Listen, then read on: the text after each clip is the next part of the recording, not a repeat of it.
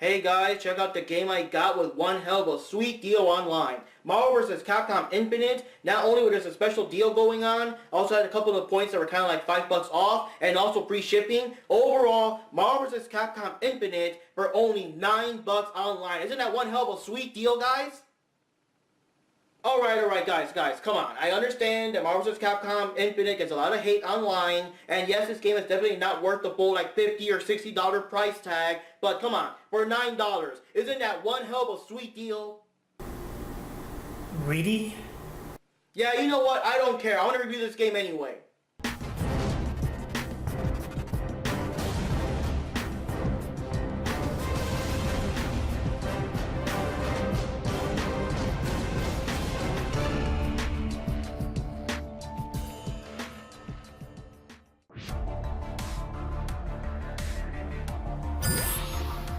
Hey, this is Mark Rodriguez, and oh my god, it is way too hot to be wearing this stuff anymore. Like, just when you thought that it was never going to stop snowing and everything, but, oh jeez. Anyways, you're watching the Video Game Masters, and today we're going to be talking about Marvel vs. Capcom Infinite for the PlayStation 4, whether you like it or not. Let's check it out. How come I never meet any nice girls? Let's show them real power. Who will come out on top? Ready. Fight!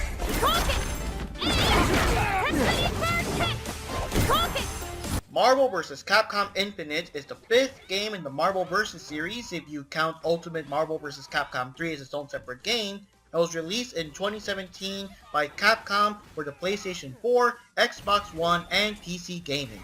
The game has 2-on-2 action that lets you switch between the characters during a match. Like previous games in the series, the fights are one long round until both opposing teammates are defeated. The main story involves Sigma and Ultron using the Space Stone and the Reality Stone to combine the worlds of Marvel and Capcom into one. The newly fused Ultron Sigma sends an army of Ultron robots and Asgardians affected by the Sigma virus to destroy the world, and the heroes of both worlds must combine to stop them, as well as other villains have their own plans like Jeddah. The game's story mode goes into greater detail and even has cameos of some non-playable characters like MODOK and Death. The game has 30 characters at the start, including Captain Marvel, Captain America, Spider-Man, Chun-Li, Jeddah, and Morrigan. The DLC characters are Black Panther, Monster Hunter, Sigma, Venom, Black Widow, and the Winter Soldier. It's kind of an odd choice that the main bad guy of the game is Ultron Sigma, and Ultron is a regular playable character, while Sigma is DLC. The gameplay is similar to the previous Marvel vs. Capcom games, with the fast-paced ground-to-air combos, the ability to tag in between characters at any time, you can even tag in the middle of attacks for longer combos, high air jumps, and of course, the screen-filling hyper moves. For the newcomers, there are also auto combos you can do with the light punch buttons. Of course, the main draw here are the Infinity Stones. You can select which one you want to use before the match. They can be used at any time for what's called an Infinity Surge, and you can fill up the meter to use the Infinity Storm. First, we have the Power Stone. The Infinity Surge from this knocks the opponent back and makes them bounce against the wall, leaving them open for combos. The Infinity Storm increases your damage and also makes you do crazier combos, bouncing the characters off the walls unlimited times at your mercy. The Time Stone Infinity Surge lets you do a teleport dash. You can actually pass through enemy attacks and projectiles, and it also helps the larger, heavier characters get around a lot quicker. The Infinity Storm for this removes all the recovery time between special moves and the hyper combos, and also speeds up your tagging. The Space Stone Infinity Surge pulls the opponent towards you for more crazy combos. You can't get away now.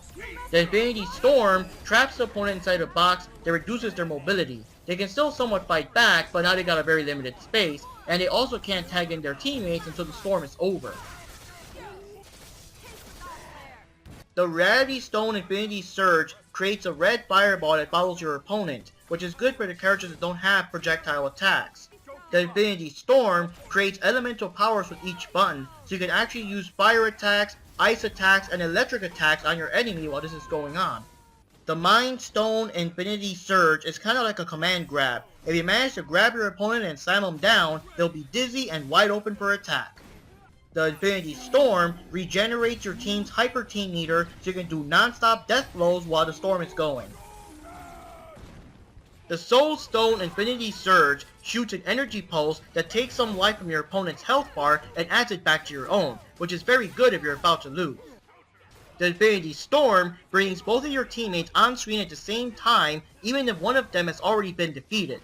This is the perfect way to revive a fallen ally, and they'll be back with 20% of their health bar. Only one Infinity Storm can happen at one time, and it can't be cancelled out, so you have to wait till it's finished before you can do another one. If both you and your online opponent have their Infinity bars full, it'll be a race to see who can activate theirs first. You can still tag in and out during the Infinity Storm, and you can still use the Infinity Surge while it's going on. Besides the story mode and the arcade mode, there's also an online mode for ranked matches and lobbies. There's also a beginner league for people that want to move up the ranks. This guy gives me the creeps. But we'll win all the same. Do you think you can defeat us? Ready. Fight! We'll crush you! The final boss from the story mode and the arcade mode is of course Ultron Sigma, and yes, he gets a giant form that fills part of the screen, as is tradition for this series. He sometimes sends his Ultron robots after you to warm you up, and he also has cheesy moves and of course very powerful supers. Oh yeah, and he still does have the Space Stone and the Reality Stone, doesn't he? Of course, the real fun in this game lies on the online matches. Alright guys, I'm about to play Marvel vs. Capcom Infinite Online. Let's see how it goes. Absorber! The brilliance of power! Robot blast! Holy shit! I won! I actually won a match on Marvel vs. Capcom Infinite Online. Holy shit, I can't believe I mean, yeah, of course I won. Yeah, hell yeah I won, because I'm fucking Mark Rodriguez, bitch! Hell yeah I won! Oh man, it's even too hot to wear a hat in the house, man. I'm gonna turn on the AC when this episode's over. Well anyways guys, now for my thoughts on Marvel vs. Capcom Infinite. Mark, aren't you even going to bring up the elephant in the room? What? You know what I mean, man. Come on. Isn't there a game that came out at around that same time that people liked a lot better? Well, yeah, let's get into that a little bit. Alright, so Marvel vs. Capcom Infinite didn't really have a good reception, starting with the obvious loss of the X-Men characters, since Marvel really wanted to push the characters featured mostly in the cinematic universe, like the Guardians of the Galaxy and Black Panther. I'll show some clips from this experienced news journalist. Now they're saying that, like for example, like we may not have Magneto in the game, but like we got you covered. Like people love Magneto because he does like the air, like the hovering and all that stuff. But hey, Nova does the hovering, Ultron does the hovering. We got characters do the hovering too. I mean, you won't miss that at all. I mean, that's stupid. I mean, modern Marvel fan will remember most of these X-Men characters nowadays, but they'll sure know who the Avengers are and who the Guardians are. Shut up! There were also complaints on the graphics, especially Dante's face and poor Chun-Li's face. Like, come on, guys, don't mess with Chun-Li's face. Then there was a pre-order bonus to pay $100 for the game, which includes statues of Chun-Li, Iron Man, Captain Marvel and Mega Man X, and Infinity Stones that look more like the Infinity Easter eggs. Capcom also didn't include this game in their gaming tour, and the lineup for EVO 2018 left out this game altogether. I mean, when's the last time EVO actually had a tournament without some kind of Marvel vs. Capcom game in there somewhere? They would rather put this old Super Smash Bros. Melee game in there instead. This is very bad news for the hardcore fighting community. And, of course, Dragon Ball FighterZ was coming out a couple of months later, and the free beta was impressing the fans, and a lot of fans felt that this game had the true, fast-paced, 3-on-3, tag team, flashy, graphic, insane action that Marvel vs. Capcom Infinite should have had. I mean, it just doesn't look too good when it appears that Capcom has abandoned their game, and there's a much better similar game right around the corner. Alright guys, now it's time for my thoughts on the game, and it's way too hot for this cap. Now, what do you gotta say that this game is a lot of fun, despite like all the negative news and, you know, no X-Men characters, the PR stuff with the, oh, they're only functions, we don't care about them as a character, they're just functions, whatever. Like, despite all that stuff, this game is still a lot of fun. I actually enjoyed it. I played it for lots of hours. I had to, like, drag myself away from the game to do the review. I'm gonna probably play this some more after the review is over, to be honest. And, yeah, like, once I got the hang of the characters and the crazy combos. You can do like this big super move and then tag in someone else. They're doing more attacks while the move is still going on and do their super move. It's like insane. It's a lot of fun. It's I mean, I know the similarities between this and the Dragon Ball games, but they're both like fun in their own crazy, fast-paced way and stuff like that. And also, you gotta consider the fact that for me, this game is new. Like, I just got this thanks to the $9 deal. I already played a lot of Dragon Ball Z before, so this game feels like more new, more fresh, everything. You know, I know for most of you guys played the game first, and you know, you probably got you know, negative response due to all the drama and no X-Men characters and whatever. And then Dragon Ball game comes out, and that game's new, and that game's fresh and flashy. You might like that one better, but for me, it was kind of like the reverse situation. The story mode is actually kind of entertaining. At first, it was kind of boring because it was just like these characters come up, fight some robots, more characters appear, fight some robots. So it's kind of boring. I was kind of like, oh, the story mode is going to be like this. But then they kind of go deeper into it. They explain like how this story, you know, took place. There are other enemies that appear only in the story mode, you know, like just story characters like MODOK and the Grand Master have more plans, and Jedha has its own plans, and Death appears, and like can they trust Thanos and all that. So like it does kind of go a bit deeper, and it is kind of fun seeing all the characters kind of interact with each other. You know, there's all these different crossover characters from different games and comics and stuff like that. Like the Capcom characters themselves are basically crossing over with themselves. Marvel's like all one universe, but still, it is pretty interesting seeing that. So I did enjoy the story mode a bit better. The online play is a lot of fun. I don't know, I mean, it's fun. It's cool. I can actually win some matches here. Of course, I'm not going to be a super duper pro like some of you guys. You got your probably 100% kill combos out there, but it still is fun. And there's like beginner modes and stuff for beginners to have like a starter rank and stuff like that. So, you know, there's fun for everyone. And what can I say? I know the game gets a lot of like negativity, lots of bad press. It was a big mistake not having the X-Men characters. I mean, the whole series started out with X-Men versus Street Fighter, and if you go deeper than that, it's X-Men Children of the Atom. So to have this game and not have like at the very least Wolverine in the game, like at least Wolverine would have been there. I think like it would have been not much backlash, because I mean the game only has 2 Street Fighter characters in it, you know, and so I think if at least Wolverine was in it, it might have shut some people up. Maybe Wolverine and Magneto were 2 like the big favorites. That would have been something, but I guess they couldn't do it.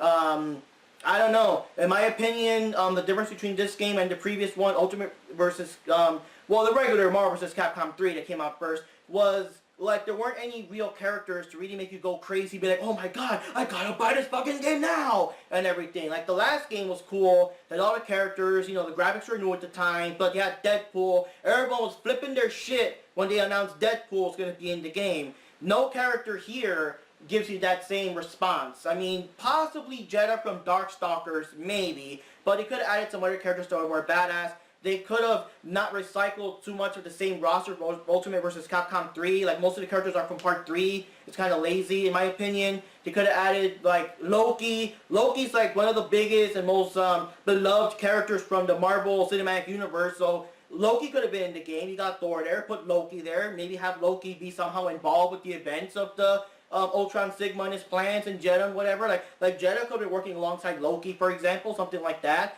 For the Netflix series, you could have had like Punisher and Iron Fist, Luke Cage, those characters. Miss Marvel would have been cool. You can't use Mr. Fantastic.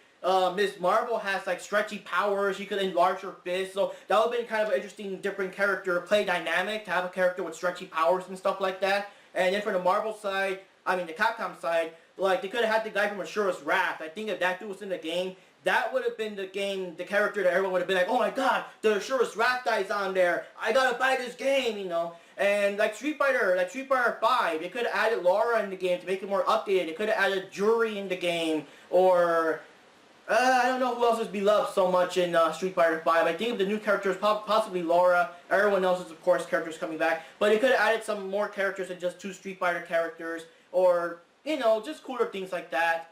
And like it probably would have made the game a bit better. More works on the graphics. The graphics are, I mean, they're pretty cool. I mean, you don't notice too much in action. And it did go back and fix like Chun-Li's horrible face, but they still look somewhat stiff and stuff at times, and if they kind of made it more likely, I mean, there's characters that are getting attacked and their faces don't like react to the attack, and even stuff like Street Fighter 4, it's an older game, has the characters kind of like make surprise faces they were about to eat a fireball or something like that. So they could have worked on that. But basically speaking, yeah, they couldn't use X-Men characters. I mean, I would have personally just fought for at least Wolverine, like at least Wolverine. He's the most beloved one anyways, you know, but I mean, they got Spider-Man in there somehow despite the rights and whatever. But yeah, if it was a better roster a bit and the characters had a bit better graphics, not so like stiff looking and stuff, the game would have probably still been awesome. And the game would have probably still gotten support for Evo and things like that. The Dragon Ball Z game is a lot of fun. It's really hard for me to say which one I like more because they both fight in their own like different way. Like I have to be honest, when I first played the game, I was kind of like, okay, I like Dragon Ball Z better, way better than this crap. But the more I got into it, the more I like them both the same. That they're both crazy, fast-paced, tag-in, tag-out characters, you know, action, the crazy screen-filling super moves, the cinematics and stuff. They're both different in their own way, and I actually like both of them. I can't really, it's hard for me to really judge one over the other. I really do like them. It's just, I just wish this had a better roster. I wish actually that the DLC characters were actually in the game already, and then on top of that, then add even more DLC. There were hopes of possibly adding the X-Men later on, but that's like already dead and gone. There's no more, like nothing, there isn't anything new for this game anymore. There's rumors of a Uncanny Edition coming out maybe next year, but that's gonna be like a whole different game from what it sounds like. So this game might be on its way out, but I'm gonna play the hell out of it while it's still around. So anyways guys, this is Mark Rodriguez here, and those are my thoughts. I did actually like the game. If you guys were expecting me to be, you know, like, oh my god, this game fucking sucks or whatever, like, no. I actually enjoyed it. As a game, as just a game itself, ignoring all the, you know, behind-the-scenes drama, I did like the game. Just need maybe a better roster, slightly better graphics, but it's still a lot of fun to play. So anyways, guys, Mark Rodriguez here. Thanks for watching, and see you next time. I'm going to turn on my AC because I'm roasting in here. Oh, shit.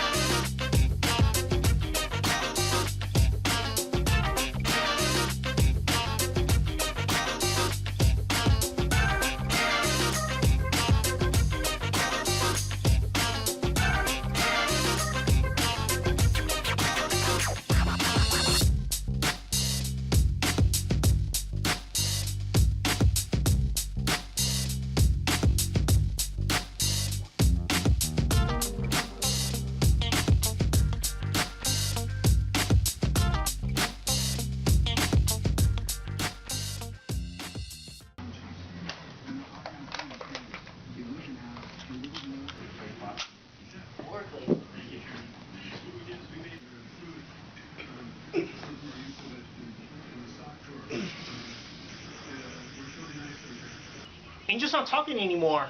Just keep going. She'll probably start talking again. Oh, but first, after I get a snack. Put that cookie down now! I thought you didn't want to be in this episode. I'm on a mission to terminate you. Prepare to die. Ah! What the hell? Yeah, how come his toy gun worked, my Nintendo gun didn't work? Mark? I mean, why are you attacking us, dude? I must not let you get to the angel. Mark, look at the guys! What did you do to them? For them, I said to stun. For you, I said to kill. What do we do? I don't know. Stun lasers are so Saturday morning.